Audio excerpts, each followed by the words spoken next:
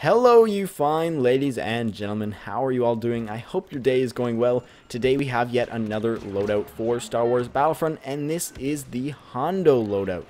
Hondo was recently featured in Star Wars Rebels, and he was also quite the character in Star Wars The Clone Wars.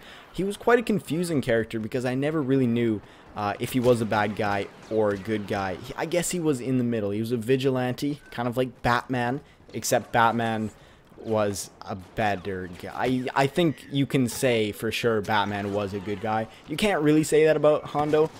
Who knows what he does.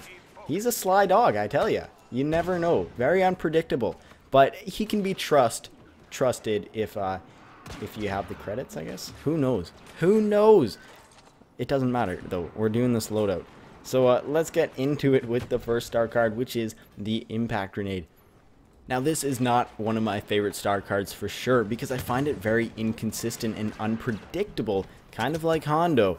But it doesn't always deal the same amount of damage, I find, depending on how much cover an opponent has or if he has a back tempo. Who knows? Who knows? But often when I use this grenade, it doesn't always deal the same amount of damage, so I can't really rely on it to always be there for me. So it's definitely not one of my favorite star cards. However, that's not to say it's not useful. It can still be very handy if an enemy is hiding behind cover or coming around a corner. You can throw an impact grenade and hope it deals a significant amount of damage so that you can go finish the enemy off with your blaster. So the other star card we are using is actually one of my favorite star cards, even though I don't use it very much, but that is the scatter shot. Now why it's so good is because it can pierce protective shields and personal shields and squad shields. Sorry, those are all protective shields, but it can pierce protective shields. So that is why it is really handy, because not too many blasters in the game can actually do that. So if you are playing an objective-based game mode and someone pops a personal shield, say, and they think, oh, now I'm invincible, now I can just go arm the objective. If you have the scatter shot, that is really, really handy for your team because you can definitely surprise them with that. So yeah, it is really handy in those terms, and it's also just really solid at close quarters. It can really handle any opponent at close quarters, and that is really handy.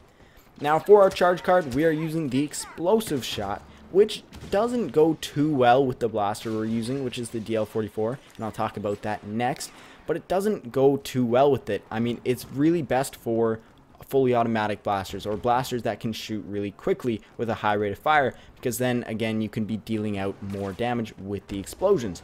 However, it still is useful with the DL-44 because it does allow you to deal a significant amount of more damage with the explosive shot. So if there are multiple enemies and you don't know if you can take them all on at once with the DL-44, you can use the explosive shot and hopefully you'll stand a better chance against them. So now on to the blaster, which is the DL-44, and I really like this blaster depending on the circumstance, of course. If I'm playing on a smaller map like Droid Run or Blast, I really love the DL-44 just because it's so powerful.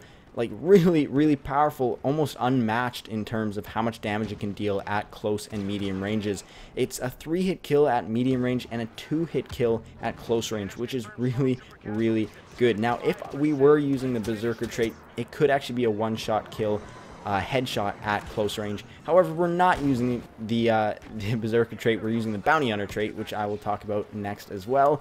But it is still really powerful, and if you learn how to fire it quickly, it can be really handy in close range, almost as good as the scatter shot is at certain ranges. So that is pretty powerful for your primary blaster to be as powerful as a star card.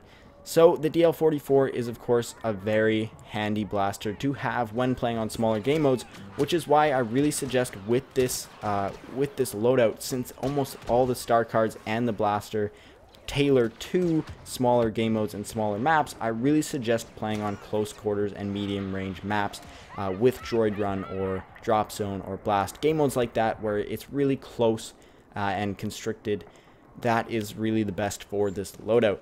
So I wouldn't suggest taking this into Walker's Assault and whatnot. It's just really not suited to that, although I'm sure it can be done. I think it would be best to play on smaller game modes.